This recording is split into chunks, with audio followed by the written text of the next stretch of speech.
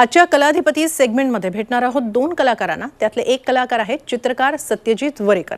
त्यांचा पोर्ट्रेटमध्ये हातखंडा आहे। महाराष्ट्रात त्यांची अनेक प्रदर्शनं भरलेली आहेत, तसंच त्यांना अनेक पुरस्कारांनी सन्मानितही करण्यात आले। तर दुसरे कलाकार आहेत रवींद्र शिंदे। चित्रकार असलेल्या रवींद्र शिंदेंची आणखी एक खासियत म्हणजे शंख शिंपल्यांमधून ते गणेशाचं रूप साकारतात। झी 24 तासवर आपण या दोन्ही कलाकारांचं स्वागत करूया। वरेकर सर आणि शिंदे सर, तुम्हा दोघांचंही खूप खूप स्वागत आहे। नमस्कार। सर्वात आधी आपण जाऊया वरेकर सरांकडे।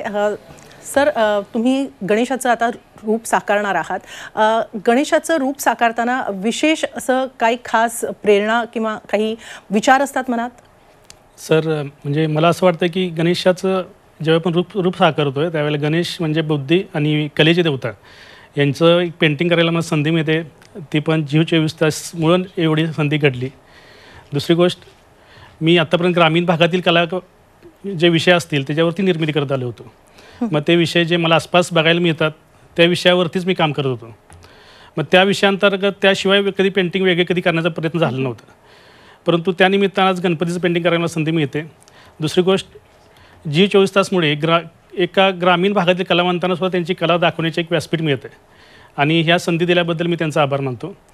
सुरुवातीला मी ग्रामीण जे मला आसपास जे विषय माझ्या भोवताली होते, म्हणजे एखादे खेळातले शेतकरी असतील, धनगर असतील, वासुदेव असतील, या आसपासच्या सगळ्या विषयावरती मी पेंटिंग निर्मिती केली होती आणि त्या विषयावरती निर्मिती 2006 पासून मी मुंबईसारख्या ठिकाणी जहांगीर आर्ट गॅलरी असेल, नेहरू सेंटर गॅलरी असेल, या ठिकाणी प्रदर्शित करत आलो होतो।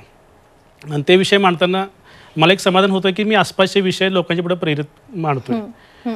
आणि त्याचबरोबरीनं आज मुंबईसारख्या ठिकाणी मला गणपतीच्या निमित्त एक गणपतीचं पेंटिंग करायला संधी मिळाली, त्याबद्दल झी 24 तासचे संपादक आणि त्यांच्या सर्व टीमचे मी आभार मानतो। आणि आम्ही सुद्धा खूप उत्सुक आहोत की नेमकं तुम्ही गणरायाचं कोणतं चित्र किंवा कोणतं रूप साकारत आहात आपल्या कलेच्या माध्यमातून। यानंतर आपण रवींद्र शिंदे सर यांच्याशी संवाद साधणार आहोत। रवींद्रजी, तुम्ही खरं म्हणजे चित्रकार आहात, मात्र तुमची खासियत आहे ती शंख शिंपल्यांमधून कला साकारणं। आज तुम्ही शंख शिंपल्यांमधून गणेशाचं रूप साकारणार आहात, तर मुळात चित्रकार असताना शंख शिंपल्यांमधून कलाकृती साकारणं हे असं का करावं असं वाटलं? सर्वप्रथम झी 24 तासचे मनापासून धन्यवाद की माझी कला इथे सादर करण्याची मला त्यांनी संधी दिली आणि ज्याच्या प्रेरणेतून मी ह्या चित्रकलाच्या विषयासंदर्भात आलो, मी ह्या फील्डकडे वळलो, तर म्हणजे गणपतीच। आणि त्या गणपतीचंच मला शिंपल्यापासून मी जे नवीन काहीतरी माझ्या लहानपण माझं पहिल्यापासून कोकणामध्ये गेल्यामुळे शंख शिंपले कोकण हा माझा जरा जास्त जवळचाच असल्यामुळे हे गोष्टी एकदम जवळच्या होत्या। मग त्यामुळे मी ते पहिल्यापासूनच डोक्यात हे निसर्ग हा होताच। मग हे गणपती लहानपणापासून मी स्वतः पहिली, चौथी, 5वी, 6वी पर्यंत मी स्वतःच गणपती करायचो, मातीचे स्वतःच बसवायचो। मग ते घरातले यांचं त्यांना पूर्ण सपोर्ट असायचा मला की म्हणजे काय करेल त्याला तिने कधी असं का केलं कधीच म्हणले नाहीत। आणि ते कलाकारासाठी सगळ्यात मोठी एक गोष्ट कुठली असेल तर ती घरातल्यांचा सपोर्ट। आणि त्या बाबतीत माझं खूप नशीब चांगलं की मला ती गोष्ट मला कधीच जाणवली नाही की मला हे करू नको ते करू नको। घरातल्यांचा पहिल्यापासूनच आई वडील असतील किंवा माझा भाऊ असेल, त्यांनी खूप सपोर्ट दिला। त्यांच्या सपोर्टमुळे जे मी काही करू शकलो ते फक्त त्यांच्या सपोर्ट। गणेशाचं एक वेगळं रूप पाहण्यासाठी आम्ही तितकेच उत्सुक आहोत। तुम्ही ते कसं साकारताय हे पाहणं सुद्धा फार महत्त्वाचं ठरणार आहे। पिंजाळ नदीवरील पूल खड्ड्यांमुळे अतिशय धोकादायक झालेला आहे। सार्वजनिक बांधकाम विभाग आणि ठेकेदारांच्या नाकर्तेपणामुळे ही दशा निर्माण झाल्याचा आरोप करण्यात येतोय। ठाण्याच्या आनंदनगर टोलनाक्यावर 1 ऑक्टोबरपासून मनसे आंदोलन करणार आहे। 1 ऑक्टोबरपासून आनंदनगर टोलनाक्यावर वाढीव दर लागू होत आहेत। याला विरोध म्हणून मनसेनं आंदोलनाचा निर्णय घेतला। राज्याला ठाणेकर मुख्यमंत्री लाभलेत। सत्तेत येण्याआधी त्यांनी टोलमुक्तीचं आश्वासन दिलं, मात्र हे आश्वासन पाळलं नाही अशी टीका मनसेनं केली आहे। कोकणात 1.5 आणि 5 दिवसांच्या गणपतीचं विसर्जन झाल्यानंतर चाकरमान्यांना वेध लागलेले आहेत ते परतीचे। यामुळे सिंधुदुर्ग जिल्ह्यातील सर्व बस स्थानकं आणि रेल्वे स्थानकं सध्या गर्दीनं फुलून गेली आहेत। मात्र कोकण रेल्वेचं वेळापत्रक कोलमडल्यामुळे चाकरमान्यांना मनस्ताप सहन करावा लागतोय। कोकणातून चाकरमानी परतीच्या प्रवासाला निघालेत, त्यामुळे रत्नागिरीच्या एसटी स्थानकामध्ये तुफान गर्दी पाहायला मिळते। प्रशासनानं मोठ्या प्रमाणावर बसगाड्या सोडून देखील प्रवाशांची गर्दी पाहायला मिळते। लाडक्या गणरायाला निरोप दिल्यानंतर कोकणात आलेल्या चाकरमान्यांचा परतीचा प्रवास सुरू झालेला आहे आणि त्यांच्यासाठी एसटी महामंडळ सज्जही झालं आहे. रायगडमधील 8 एसटी आगारांमधून मुंबईकडे जादा बसेस सोडण्यात आलेल्या आहेत. वाशिमच्या पोहरादेवी इथं संत सेवालाल महाराज, जगदंबादेवी आणि संत रामराव महाराज यांच्या समाधीस्थळाची पायाभरणी झाली. पोहरादेवीच्या विकासासाठी राज्य सरकारकडून 593 कोटींचा निधी देण्यात आलेला आहे. यावेळेस पालकमंत्री संजय राठोड हेही उपस्थित होते. या कार्यक्रमासाठी विविध भागांमधून बंजारा समाजानं गर्दी केली होती. येवला तालुका महानुभाव परिषदेच्या वतीनं अवतार महोत्सवाचं अष्टशताब्दी सोहळ्याचं आयोजन करण्यात आलं. या सोहळ्याला मंत्री छगन भुजबळांनी हजेरी लावली. या सोहळ्यासाठी राज्यभरातून महानुभाव पंथाच्या संत महंतांसह हजारो भाविक इथं जमले होते. तरांगेंची मागणी कायद्यात बसत असेल तर पूर्ण करा अशी मागणी संभाजीराजे छत्रपतींनी केली. जर कायद्यात बसत असेल तरच सरसकट प्रमाणपत्र द्या असं देखील संभाजीराजेंनी म्हटलंय. राष्ट्रीय ओबीसी महासंघानं राज्य सरकारला इशारा दिलेला आहे. 29 सप्टेंबरच्या बैठकीत मागण्या मान्य झाल्या नाही तर प्रत्येक जिल्ह्यात आंदोलन तीव्र करण्यात येईल असा इशारा देण्यात आला. मराठा समाजाला सरसकट ओबीसीतून आरक्षण देण्याला ओबीसी महासंघाचाही विरोध आहे. त्यासाठी ओबीसी समाजाकडून साखळी उपोषण करण्यात येत आहे. जन्मठेपेची शिक्षा भोगणाऱ्या पाचगावातील मिलिंद पाटील आणि गणेश कलगुटकी यांची जामिनावर सुटका झाल्यानंतर त्यांची मिरवणूक काढण्यात आली होती. या प्रकरणी 16 जणांवर गुन्हा दाखल करण्यात आला आहे. नवी मुंबईच्या घणसोली रेल्वे स्थानकात एका बॅगमध्ये 5 दिवसांचा नवजात अर्भक आढळलेला आहे. या चिमुकलीला नेरुळमधील विश्व बाळ केंद्रामध्ये ठेवण्यात आलं. तिला रेल्वे स्टेशनवर सोडून जाणाऱ्यांची दृश्य सीसीटीव्हीमध्ये कैद झाली आहेत. त्या आधारे पोलीस या व्यक्तीचा शोध घेत आहेत. विरारच्या आगाशी या गावातील गणेशोत्सव मंडळावर रात्री पोलिसांनी छापा टाकला. यावेळेस पोलिसांना घाबरून पळताना एका तरुणाचा मृत्यू झाला. पोलिसांच्या हलगर्जीपणामुळे तरुणाचा मृत्यू झाल्याचा आरोप नातेवाईकांनी केलाय. तर पोलिसांनी हे आरोप फेटाळून लावले असून हृदयविकाराच्या झटक्यामुळे तरुणाचा मृत्यू झाल्याचा दावा पोलिसांनी केला आहे. गणेश भक्तांचा महासागर उसळला आहे. गौरी विसर्जनानंतर पुणेकर बाप्पाच्या दर्शनासाठी तसंच मंडळाचे देखावे पाहण्यासाठी बाहेर पडतायत. त्यातच रविवार सुट्टीचा योग साधून पुण्यासह पुण्याबाहेरचे लोक देखील गणपतीच्या दर्शनासाठी आलेले आहेत. पालघरच्या डहाणूतील उर्से गावामध्ये एक गाव एक गणपतीची प्रथा जपली जाते. उर्से या 2,500 लोकसंख्येच्या गावात केवळ एकाच गणपतीची स्थापना होते. कुणबी आणि आदिवासी समाजाच्या या गावामध्ये एकोपा राहण्यासाठी 50 वर्षांपासून ही प्रथा जपली जाते. विशेष म्हणजे गणेशोत्सवासाठी कोणाकडूनही देणगी घेतली जात नाही. मावळ तालुक्यातील तळेगाव दाभाडेमध्ये भेगडे कुटुंबियांनी बाप्पासाठी वटपौर्णिमा आणि नागपंचमीचा हलता देखावा तयार केला. देखाव्यात महिला झिम्मा, फुगडी, घागर असे खेळ खेळताना दिसत आहेत. या देखाव्यानं सर्वांचंच लक्ष वेधून घेतलं. मुंबईतील टिळक नगरमधील सह्याद्री क्रीडा मंडळानं दरवर्षीप्रमाणे याही वर्षी गणपतीचा आकर्षक देखावा तयार केलाय. त्यावेळेस मंडळानं मथुरेचं श्रीकृष्ण मंदिर आणि वृंदावनचा सुंदर देखावा तयार केलेला आहे. हा देखावा पाहण्यासाठी मुंबईकर मोठ्या संख्येनं गर्दी करतायत. मुंबईतल्या वरळी आंबेडकर नगर सार्वजनिक गणेश मंडळानं आकर्षक देखावा तयार केलाय. भारताला स्वातंत्र्य मिळाल्यानंतर 1948 सालापासून या ठिकाणी गणेशाची स्थापना करण्यात येते.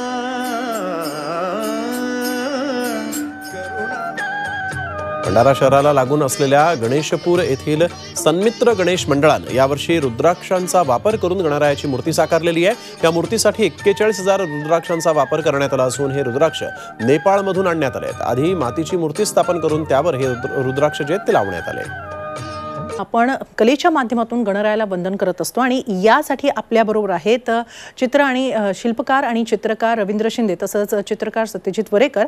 दोघांच्याही कलाकृती कुठपर्यंत आलेल्या आहेत ते पाहूया. सर्वात आधी जाऊया शिल्पकार रवींद्र शिंदे यांच्याकडे. रवींद्र शिंदेजी, तुम्ही चित्रकार आहातच पण त्याचबरोबर तुम्ही शंख शिंपल्यांच्या साह्यानं अनेक कलाकृती साकारता. शंख शिंपल्यांची निवड का करावीशी वाटली? काय खास आणि हे कुठून सगळं जमवतात? माझं जन्मगाव तसं यशवंतराव चव्हाण साहेबांचं देवराष्ट्र हे आणि ते वडील सर्व्हिसला असल्यामुळे लहानपणापासून मी कोकण गुहागर या ठिकाणी आम्ही राहायला गेलो. सगळे लहानपण बऱ्यापैकी तिकडेच गेले कोकणामध्ये. त्यामुळे समुद्रकिनारी खेळायला जायचो. त्यामुळे तिथे शंख शिंपले लहानपणापासून गोळा करायचे आवड निर्माण झाली. नंतर तिथून बदली आमची तिकडे कोकरूडला झाल्यानंतर तिकडे मी भरपूर शिंपले गोळा करून ठेवलेले, तसेच कलेक्शन भरपूर होतं माझ्याकडे. मग ते GD आर्ट पेंटिंगला परत मी ॲडमिशन घेतल्यानंतर पेंटिंग पूर्ण झाल्यानंतर काहीतरी ते शिंपल्याचा उपयोग करायचा म्हणून भरपूर शिंपलं होतं माझ्याकडे. काहीतरी त्यात आकार शोधायचे, भरपूर त्यात आकार शोधण्याचा प्रयत्न केला. पहिल्यांदा एक गणपती छोटासा केला, त्यानंतर त्यात जाणवलं की ह्यात भरपूर आकार होऊ शकतात. त्यानंतर मी त्यात हे वेगवेगळे आकार शोधू शकलो. ह्यात असे भरपूर आकार गणपती असेल किंवा उंट असे पक्ष्यांचे प्राण्यांचे भरपूर आकार यात मला सापडत गेले. त्यामुळे ह्यात भरपूर मी असे आकार वेगवेगळे शोधले. नक्की. आणि त्या आकारांमध्ये तुम्ही तुमची कलाकृती शोधली. आणि आता आपण जाणार आहोत सत्यजित वरेकर यांच्याकडे. सत्यजितजी, गणरायाला कलाधिपती म्हटलं जातं, कलेची देवता म्हटलं जातं आणि याच गणरायाची अनेक रूपं आहेत जी कलाकारांना खुणावत असतात. तुम्हाला असं कोणतं विशिष्ट रूप आहे गणरायाचं जे तुम्हाला अधिक भावतं? मला वास्तविक गणरायाच्या भरपूर मी पेंटिंग भरपूर आर्टिस्टनी केलेले बघितलेले आहेत. आणि या सर्व गोष्टीमध्ये खरं तर एक कलेचं दैवत असलेलं मूर्तीचं म्हणजे त्यातच कलाकारात कशा आणता येईल प्रत्येकाला कलाकारांना ते बघतोय मी. म्हणजे एखादं हुसेन साहेबांचं असेल किंवा वास्तविक कामत सरांनी असेल, त्यांनी प्रत्येकाने त्यांना अभिप्रेत असलेला गणपती प्रिंट केलेला असतो. प्रत्येक कलाकाराचं वैशिष्ट्य असतं की तो त्याला तो आर्टिस्टला कसं फील होतं ते एखाद्या व्यक्तिमत्व बघितल्यानंतर तो ते पेंट करत असतो कलाकार. तसं मला एक सालस आणि एक साधं रूप गणपतीचं मला पेंट करायचं होतं. त्यातून एक दैवत्व पण फील होईल आणि एक श्रद्धा पण जी माझ्या मनात आहे त्यांच्याबद्दल ते मला पेंट करायचे. जसं मी आजपर्यंत एखादं पोर्ट्रेट करत आलेलो आहे आणि ते पोर्ट्रेट करताना पुढच्या व्यक्तीचं व्यक्तिमत्व मला पेंट करायचं असतं. आज मला गणपतीबद्दल ज्या माझ्या भावना आहेत, ज्या व्यक्तिमत्व माझ्या मनात आहे गणपतीबद्दल, ते माझ्या मनातलं मला पेंट करण्याची एक संधी मिळते. आता हे तुम्ही एन्जॉय घ्या की मी कसं पेंट होत आहे ते बघूया आपण. नक्की. खूपच सुंदर. खरं म्हणजे आतापर्यंत जे रूप आम्ही पाहतो आहोत ते खरोखरच छान साकारताना दिसतं आहे. मध्य रेल्वेनं मुंबई विभागाच्या काही स्थानकांवर प्री फॅब्रिकेटेड सिनेडोम सुरू करण्याचा निर्णय घेतलाय. या सुविधेमुळे प्रवाशांना स्थानकातच सिनेमा पाहता येणार आहे. डोंबिवली, खोपोली, जुचंद्र आणि इगतपुरी स्थानकांवर 5000 चौरस फूट जागेत डोमची निर्मिती होणार आहे. नवी मुंबईच्या घणसोली रेल्वे स्थानकात एका बॅगमध्ये 5 दिवसांचं नवजात अर्भक सापडलं. या चिमुकलीला नेरूळमधील विश्व बाळ केंद्रात ठेवण्यात आलंय. तिला रेल्वे स्टेशनवर सोडून जाणाऱ्याची दृश्य सीसीटीव्हीत चित्रित झाली आहेत. त्या आधारे पोलीस या व्यक्तीचा शोध घेत आहेत. ओसे या 2500 लोकसंख्येच्या गावात केवळ एकाच गणपतीची स्थापना होते. कुणबी आणि आदिवासी समाजाच्या या गावात एकोपा राहण्यासाठी 50 वर्षांपासून ही प्रथा जपली जाते. विशेष म्हणजे गणेशोत्सवासाठी कुणाकडूनही देणगी घेतली जात नाही. तर आजच्या कलाधिपतीमध्ये आपण आज भेटलेलो आहोत. महाराष्ट्रामध्ये जे कलाकार आहेत त्या सर्व कलाकारांचा आपण गेल्या गणेशोत्सवाच्या संपूर्ण काळामध्ये त्यांच्या कलांना वाव देतोय. आज आपल्या स्टुडिओमध्ये आले होते रवींद्र शिंदे. रवींद्र शिंदे जे आहेत ते चित्रकार तर आहेत परंतु शिल्पकार देखील आहेत. आणि एक खासियत जी आहे ती आपण बघतोय यावेळेस स्क्रीनवर, त्यांनी कशा पद्धतीनं चक्क शंख शिंपल्यांमधून एक गणेशाचं रूप साकारलेलं आहे. आणि ही दृश्य यावेळेस आपण बघतोय ती आहेत शंख शिल्पामधून साकारलेलं हे एक उत्तम असं गणपती बाप्पाचं शिल्प. आणि रवींद्र सर, आज तुम्ही आत्तापर्यंत अनेक शिल्प साकारली असतील परंतु आज झी24 तासच्या माध्यमातून तुम्ही लाईव्ह खरं तर हे सगळं शिल्प साकारलेलं आहे, हा गणपती बाप्पा साकारलेला आहे. कसा एकंदरीतच अनुभव होता? आणि म्हणजे हे शिल्प साकारताना जो वेळ तुम्हाला लागला होता तो आम्ही पाहिला, कशा पद्धतीनं तुम्ही अतिशय बारकाईनं ही मूर्ती साकारलेली आहे. कसा आजचा हा अनुभव वाटला? अनुभव तरी खूपच छान होता. आणि झी24 तासचे परत एकदा आभार की मला ही संधी दिली.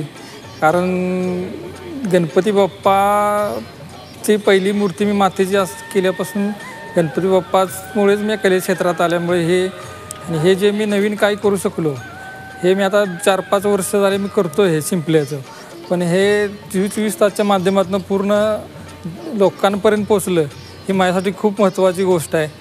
आणि ह्याच्यापेक्षा गणपती बाप्पाचे जे एवढे जे मी आता काही गोष्टी केल्या म्हणजे काही वेगवेगळी रूपं केली आहेत त्याची ते हळूहळू मी तुमच्या माध्यमातून परत भविष्यात ती दिसावीत, लोकांना दिसावीत ही एक इथनं सदिच्छा व्यक्त करतो.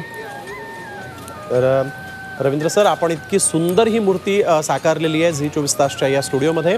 तुमची कला अशीच बहरत जाओ हीच यावेळेस गणपती बाप्पाच्या चरणी प्रार्थना करतो आणि आपल्याला धन्यवाद देतो की आपण खूप सुंदर अशी ही कलाकृती यावेळेस झी 24 ताससाठी साकारलेली आहे. खूप खूप झी 24 तासचे खूप खूप धन्यवाद.